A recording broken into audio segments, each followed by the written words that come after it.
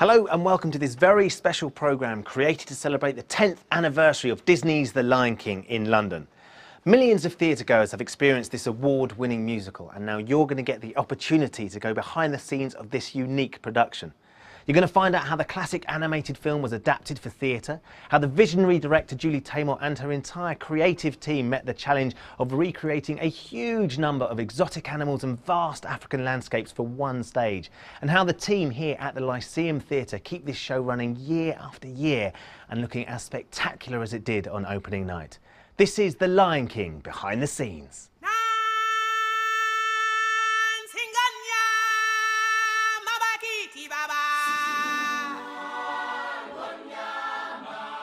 Think about an animated movie. This one is about 74 minutes long.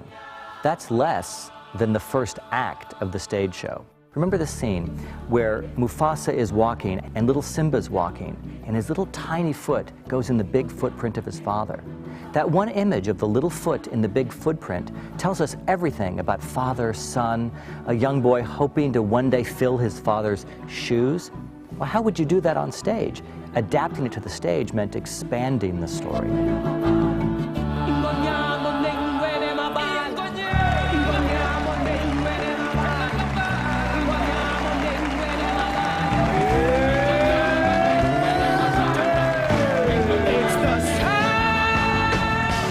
There were lots of challenges in putting The Lion King together, but certainly the biggest one was for the audience to accept that the people they're seeing on stage are representing animals. Facing the almost impossible task of translating the hit film to the stage, the show's producers knew that it would require a truly unique and inspiring vision. There's a rule in Hollywood that all you need is one really great idea. And I had one really great idea, and that was Julie Taymor. In approaching her first Broadway musical, Julie Taymor had the idea of using an eclectic range of theatrical techniques to retell the story of The Lion King. Known for her innovative work as both a director and a designer, Julie did not simply put the film on stage. She created a theatrical language to tell the story as it had never been told before. The fun part for me was, how do you do a stampede on stage? How do you create the image of the savannah? Because the animated film could do it all. They could create those vast landscapes and the cave of Scar. I love doing that in the theater, finding highly theatrical means to create a naturalistic landscape. I don't need all that fur. I don't need literal paws. Maybe it's just a tail. You know, just the mask and a tail, and then let the actor suggest it, like the movement of the shoulders moving forward. You get the strength. He doesn't have to be on all fours doing that. Think about Simba. We use shadow puppets, rod puppets, hand puppets, and 2 human actors to play one character in the show. The story, the animal kingdom, the music, all the inspiration for the masks and puppets comes from Africa, and musically South Africa. In the movie, of course, it's beautiful to look at, it's exquisitely animated, and the designs are gorgeous.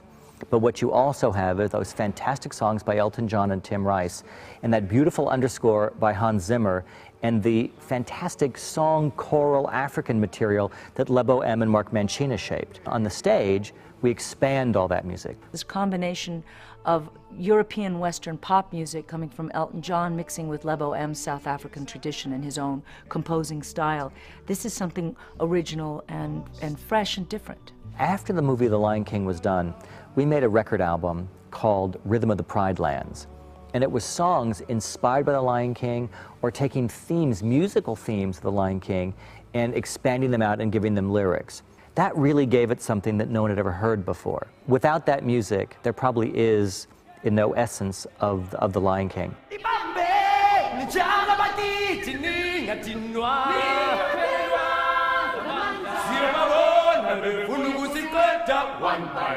In addition to providing the setting for The Lion King and some of the show's musical soundtrack, the influences of African culture and language can be seen, heard and felt throughout the production. 5 different African languages are sung in the show, and each production of The Lion King around the world includes singers from South Africa. In addition to giving the show its unique and authentic sound, these performers and their spirit truly embody the heart and soul of The Lion King.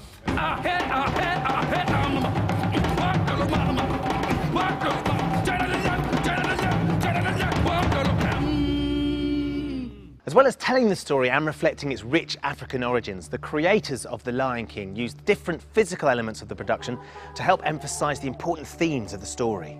The circle of life is in the designs all through the show. At the beginning of Act 2, there's a circular water hole. Mufasa's mask, it's a circle. When we push the gazelles across the stage on this contraption, you see wheels turning, circles. Throughout The Lion King, which is about the circle of life, we see circles everywhere in the show. At the very base of The Lion King is a fundamental story about responsibility. When we made the movie and when we made the stage show, we talked about this a great deal.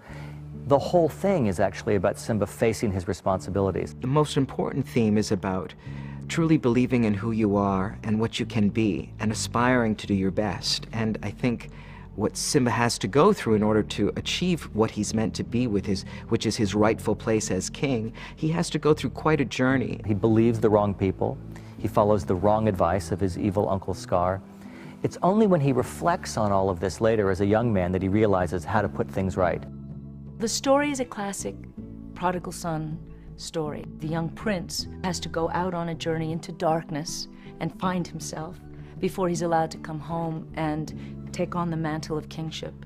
And it's a story about community. And that's what The Lion King is a representation of. It's all of these different fractions of the savannah coming together to pay their respects to the future king. And that's what's great about any society. We might not all get along, but when things are really important, we all are bound together by any sense of community. It's a tale that every culture, everybody understands, but how it's told is very original. Children and adults alike suspend their disbelief, knowing that it is theater, that we're not really in a savannah, that we're not really in a jungle, and they go with you.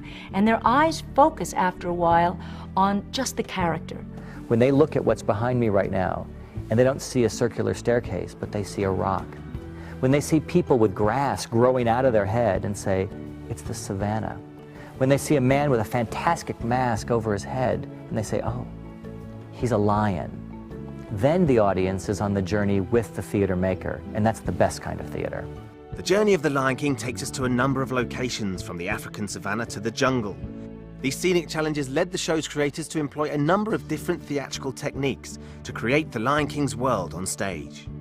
It's a very relatively simple set, but actually it's an ingenious set in that it's able to create several different environments. You get a great sense that it's not just this tiny box you're looking at, it's the vastness of the great African jungle and the savannah. I talked to Richard Hudson, the set designer, and he said the whole point of theater is it's for the audience to fill in the blanks. You give them a little bit and they see more. If you look behind me right now, you see the cyclorama, which is the back wall, that we can light, and it looks like infinite space. And also look that the floor is tilted, or we call raked.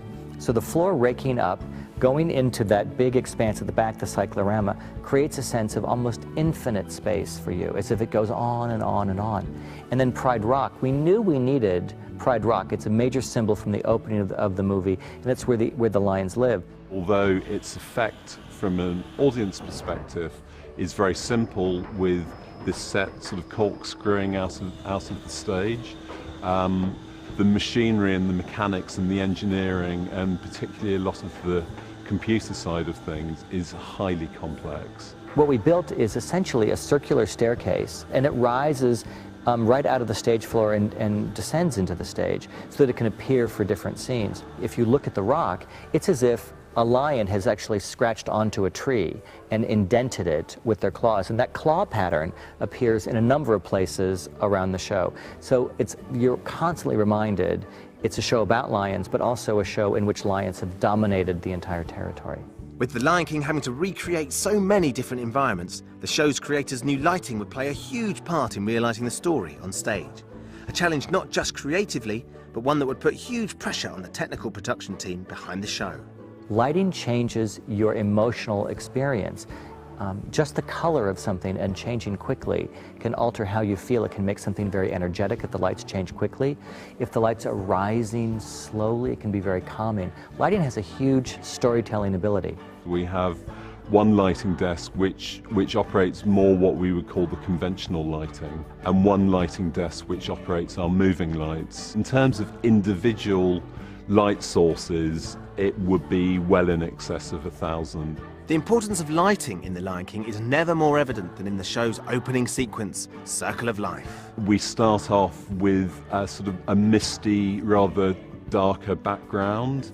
We fill the stage with smoke to create that early morning effect. And then in sequence, the clouds lift, and as they're lifting, the sun is rising, and with that, the lighting adapts. The audience actually sees these battens with the silk rising, and the sheer movement makes it shimmer. So we go, oh my God, it's like the sun over the desert. That is the absolute essence of the power of theater, which is that you animate an inanimate object and you bring life into it. When you take the scenery and the lighting and the costumes and you put them all together in the circle of life, all those elements can be all pulled apart and thought about, but it's the impression they all make together. In addition to the innovative theatrical techniques that have made The Lion King such a success, it's the realisation on stage of the characters that people know and love from the film that ensures that this universal story continues to connect with people around the world.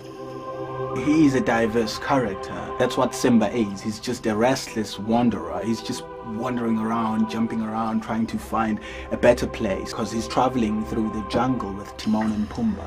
So he's putting on this front of, you know, I'm energetic, I'm young, I'm just gonna have fun with you guys, but at the same time he's got a lot of emotional baggage. It's not until Simba's able to open himself to what his father taught him all those years ago that he's able to complete his journey into manhood and into becoming the king he's meant to be. When Nala shows up in the picture, that's when he has to really face the fact that, you know, things happened in his past that he really, really needs to confront. I like to describe Nala as the king. She is the king. She has to take over the role of king because Scar can't do it. She sees what happens to all of the Pride Lands and what it's going to be under the dictatorship of Scar. At that moment, at 10 years old, she needs to grow up and she needs to be the person that's going to speak up for her people. She thinks Simba is dead, and then Scar decides that she should be his queen, and so she feels she must flee and leave. Nothing she's doing is negative, especially at the end of Shadowlands. She's saying the words, Giza Buyaba, which means I will return.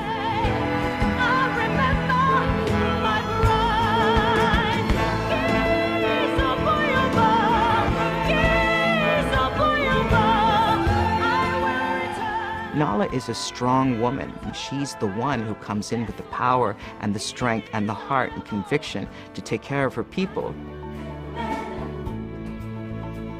Mufasa's quite intricate in a way that he's father, he's king, he's a husband, and how he balances all of that into this one character. Mufasa is very important to me because of what he represents. He's a good leader who is cut down in his prime, and that's something we're all afraid of, that we'll have good leaders who won't be there to guide us. He is a nurturer, a caring man, he is a teacher, and he is the essence of a king. He rules with quite a tender heart, really, even though he's got this demeanor of being very powerful and very aggressive at times. He's into the whole tradition, the ancestry thing, you know, the whole circle of life. He's an extremely spiritual character.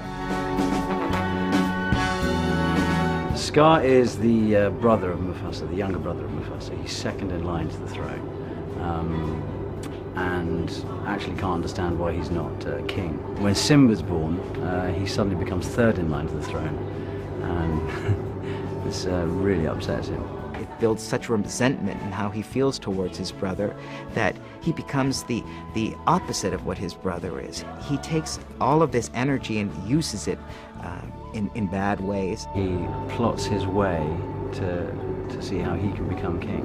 And of course, the best way for the third in line to become first in line is to get rid of the first and second. Scar's character, I mean, I suppose it's the greed and ambition and the inability to join the circle of life. The first character that we meet in the show is Rafiki, And the first sound you'll hear is this cry across the savannah announcing that the king is born. When I compare the characters between the film and the stage show, Rafiki is the one who emerges most because we get so much more time with Rafiki. There was always this problem, really, because the first song in The Lion King is The Circle of Life, and in the movie, it's a female voice. So this made sense because now we had Rafiki being the person who would sing that. She really became an important person in expanding and bringing something major to this piece that's not in the animated cartoon. He's a very funny character, but he does not have the spirituality that the Rafiki now has. She is, in South African terms, what's called a sangoma. And a sangoma is able to interpret things from the past, and is able to see the future, and is able to heal, and is able to guide spiritually for the community. In the community, they're the ones who help people to realize that even when someone died in the family, you don't forget about the person. You always remember that person. You can ask things, and we believe that they will help us back. I love Rafiki because she has a crazy wisdom. We don't always understand why she's telling us what she's telling us, but it does add up. She helps Simba realize his role in the Pride Rock. She's the one that really opens his eyes as to what he needs to do to become the man he's meant to be. By having South African actresses play Rafiki, we get a much richer cultural view of the African element coming into the show, and we get a sense of their culture, and we hear their language. Not only was a great role created for a woman, but a woman that's both spiritual, soulful, and humorous. She needs to be there, and she needs to be this spiritual woman. This sangoma, the real sangoma. Well, he's friend and mentor to the king and to Simba, and he was there for Mufasa when he was a kid, and has sort of remained his trusted friend throughout. He's the one who's able to give him advice on his son and on how to handle situations that no one else can do. And then he's subsequently looking after Simba and trying to pass on the whatever he can pass on to Simba. He can make the king laugh, he can, give the king great insight, and yet he's this tiny little bird. I think he has ideas above his station, but he's, he wants to be the advisor, but he's sort of thrown into the role of childminder a little bit. Timon and Pumbaa, they just love each other. They met a couple of misfits and just liked each other immediately. Timon's a bit of an opportunist. He got a double whammy. He not only befriended a big warthog, who was quite good and protective, he befriended a lion. I think that Timon and Pumbaa come into Simba's life at the perfect moment. He's lost his father, he's lost his home, and he's run and run and run until he's exhausted. Pumbaa's so loyal to his friends. Loyalty is very important to him, and I think that's the only time that he ever does get a little bit aggressive in defense of his friends. Timon thinks he's the brightest guy in the jungle, but in fact he wouldn't be much good on his own. It's Pumbaa and Simba that have helped him to become the character he is in Lion King. They've turned their backs on their responsibilities. They're just out for themselves. And in watching Simba, they realize they can be part of something too. Of course, no character is complete without their costume, and the level of research and design that went into creating the look of the characters is simply staggering. The costumes, and when you look at what Julie designed, have a fundamental idea at play, which is to use natural materials, or to appear like we're using natural materials, to represent the earth and the planet and the savanna itself, but also to use patterns of fabric, like the kente cloth that Zazu's costume is made of, that would be immediately African. 99% of the costumes, they start off as white fabric. So everything is dyed, or screen printed, or painted, or digitally printed, and that's an enormous job. I take my inspiration as a costume and mask and puppet designer from everywhere. For instance, Mufasa's costume, when you look at the picture, this whole collar piece is really Balinese. This is very Maasai. The bottom is very Indonesian. Julie spent a lot of time researching all of those sort of elements of tribal design and tribal clothing in Africa. There's a wonderful cohesive quality. All of the costumes feel like they're from the same group. It's so rare to have costumes that transcend just being costumes, that become scenery and become architectural elements on stage. Ta, ta, ta. drawing together a range of styles and influences, many of which are taken from the African cultures that feature so heavily in the show. Every costume in The Lion King is truly unique. This is a dancing lioness costume that used in the lioness hunt, and it's fully beaded corset. Just turn around a little bit, patience, you'll see, put your arm up. And we've taken attention to detail all the way around with all the beads, changing colour, gently, gradually. There are no sparkles or sequins or anything like that in the show. It's all a matte finish, which gives it that sort of look as if it's in the African savannah, this sort of sun-baked look. This is one of the grassland costumes used in Act 1. There's about 24 of them on all together to create the feeling of the savannah when Mufasa and Simba are out hunting. There's a steel hoop to hold out the grass at the bottom. It's important that they look cohesive as a group. If they were all to sort of be individual, then the effect would be lost. And then a lovely little grass corset made of artificial leaves from the skin colour of the performer, moving down to be lighter as it approaches the grass, and then going up to the grass at the top. The board is incidentally made of the same sort of stuff that they make airplane wings out of, so that it's supremely light. It's really, really light. You'd be amazed at how light this is. From the auditorium, one thing the audience might not realise is the attention to detail in all the costumes. Whether principal costumes or ensemble, individual beads are hand sewn on, and the majority of the costumes are hand painted and printed to ensure they look perfect. If you can imagine any aspect of you or anyone's clothing being worn 8 times a week for 52 weeks of the year, how quickly it would wear out, you know. So they have to take care of everything really carefully, really carefully hand wash most things, make sure that everything's shiny and new as it should be on day one. An example of this level of care and attention is that every single cast member's shoes are hand painted to match their exact skin tone, and adjusted and repainted if the cast comes back from holiday with a suntan. We had a number of ideas at play when Julie was designing the costumes. We tried different things and did actually a laboratory, if you will, for a number of characters. And as we played with each of these techniques and looked at them, the ones that were the most exciting are the versions that you see in the show today. With the look of each of the characters being so familiar to those who've seen the animated film, the show's director Julie Taymor employed not only elaborate costumes, but also masks and puppets to turn the human actors into animal characters. I took the Lion King images, the looks of the characters in the movie, and I fed them through my own aesthetic and my own ability or my own style, and came out with another one. With each animal, I had to find the exact technique that would be best serving that character. We've probably got in excess of 300 puppets, ranging from the enormously expensive, complicated Scar puppets, all the way down to a tiny little single hand-operated shadow puppet. The challenge is that the dancers and actors have to be game and enthusiastic to embrace that they're going to have these other appendages and that they're going to have limitations, and they'll be very challenged. And when we audition, we always look when people are auditioning with these puppets to see if they have joy or if they're going to be overwhelmed. With the puppets being such an integral part of the show, it's essential that both their design and maintenance ensure the actors are able to incorporate them into their performance. This is one of our main jobs here, to make sure that we keep all the masks and puppets as light as possible. The prongs here are made out of balsa wood, which is also very light wood. We use acrylic paints and several layers to make sure that it looks in the end like wood. Well, these come over from the States as this, and this is just the raw carbon fibre mask. And what we do with this, we go through it, repair any breaks. There's a bit of a crack there, so we have all the raw materials in our workshop.